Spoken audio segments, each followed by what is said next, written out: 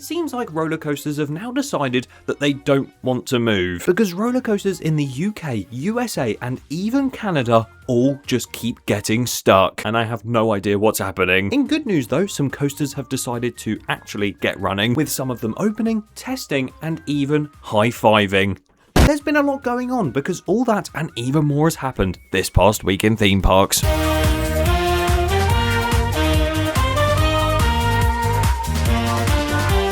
Yes, welcome back to the series that is so consistent that you didn't realise it had a 3-week break recently. This past week in theme parks, where we take a look at the past week in theme park news. Obviously. But oh boy, there's a lot to go through today. So be sure to watch till the end so you don't miss any of this interesting news. And be sure to subscribe to the channel as well if you haven't already, because there's some exciting content on its way. But either way, let's get into the news. That's why we're here, isn't it? And because once again there is so much to go through, it would be much easier to get through it quickly with the quick fire news segment. Let's go through the news. Drifting on round to Europe. Yes, you thought I was going to say the USA, didn't you? You're wrong.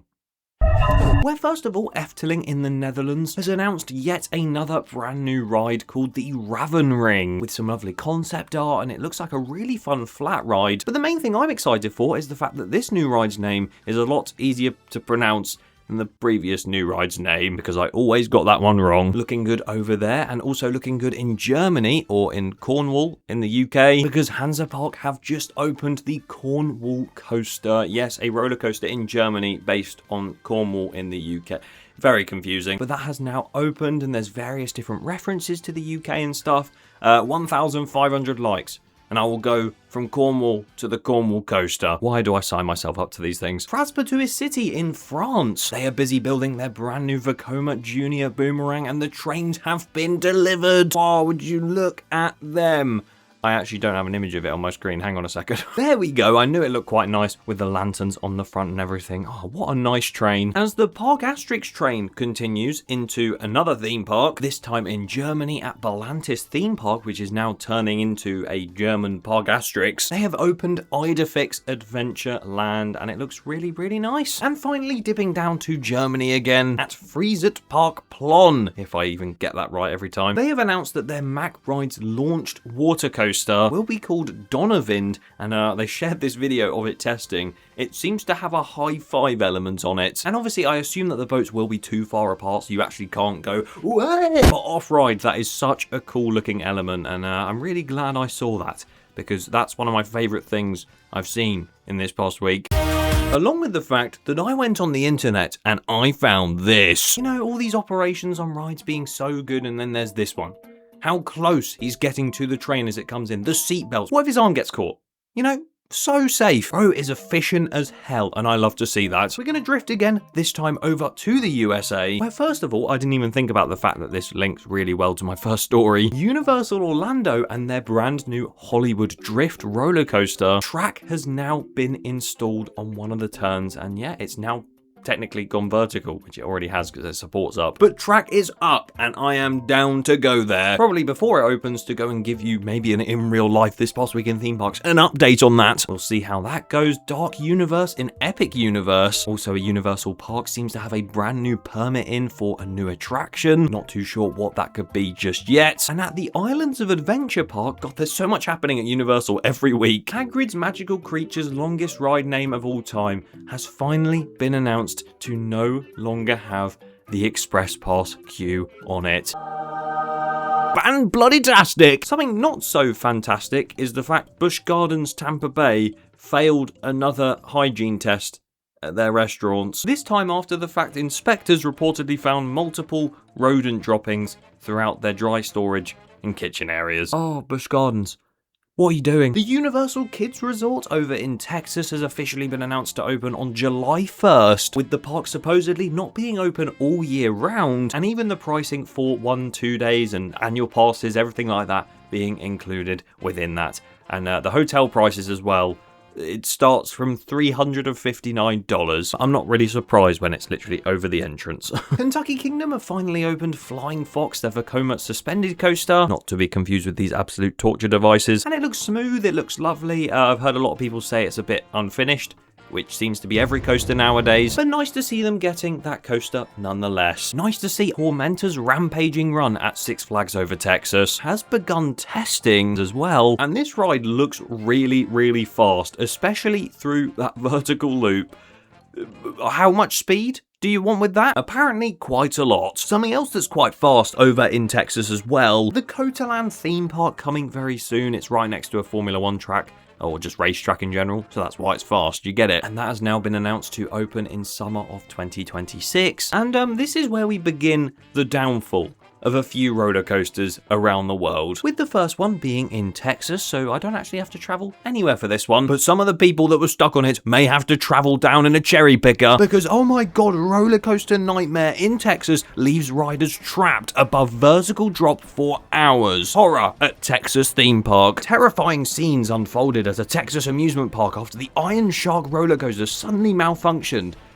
Shut up. Leaving riders stranded high above a near vertical drop for more than 3 hours. Funny thing is, they've tried to clickbait this and they've said near vertical drop. Technically, it's a beyond vertical drop, which is probably more clickbaity. And yeah, apparently firefighters climbed the massive coaster in darkness to rescue the passengers one by one. I mean, we are going to talk about some coasters getting stuck, and some of them are quite funny. This one is just a general procedure of safety where it stops on the lift hill and they have to go up and evacuate people. But yeah, it's not that deep.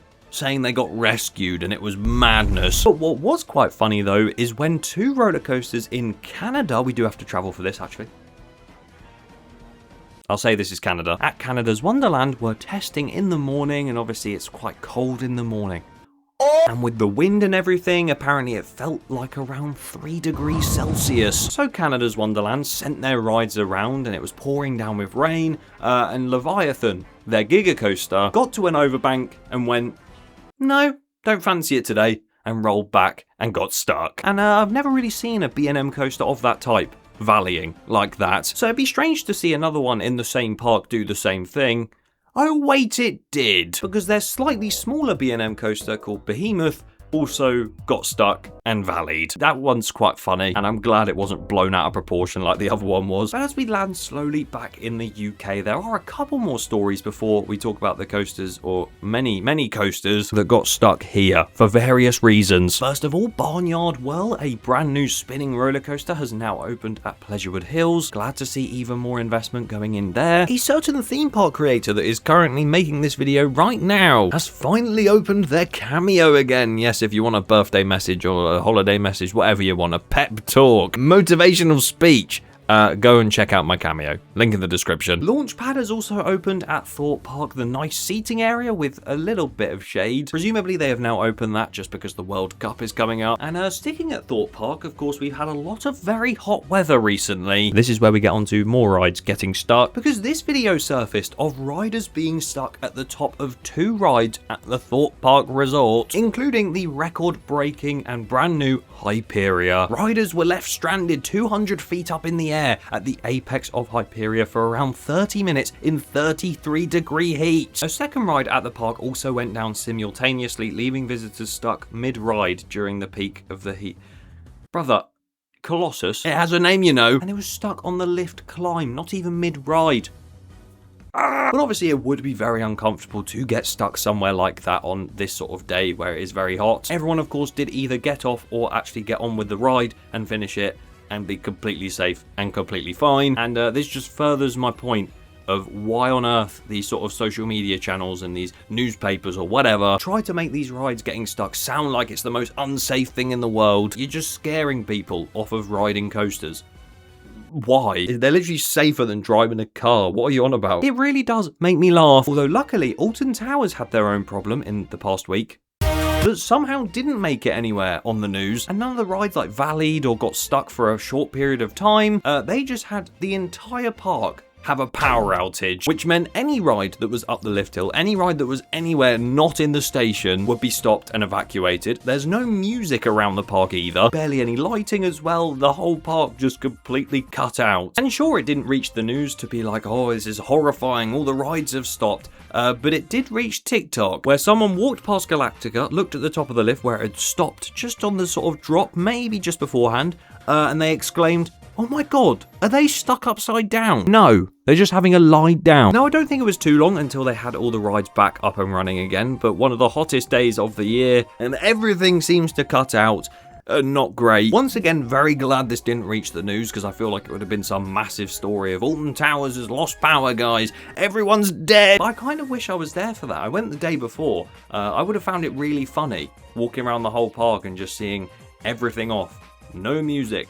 No screens, just the peaceful noise of the birds chirping, and potentially a ride going round if they got it running again. But I guess it's a result if they didn't get them running, because if you're stuck on the lift hill, you get a free lift walk. They cost 150 quid normally. What has been your favourite story of this past week? Leave it in the comments below and make sure you subscribe, because as you can tell, this is a weekly news series and I'll keep you up to date on everything happening worldwide weekly. And before the power outage, I actually went to Alton Towers, like I said, to check out some updates, and the place feels so much better now. So go and check out this video on screen right now.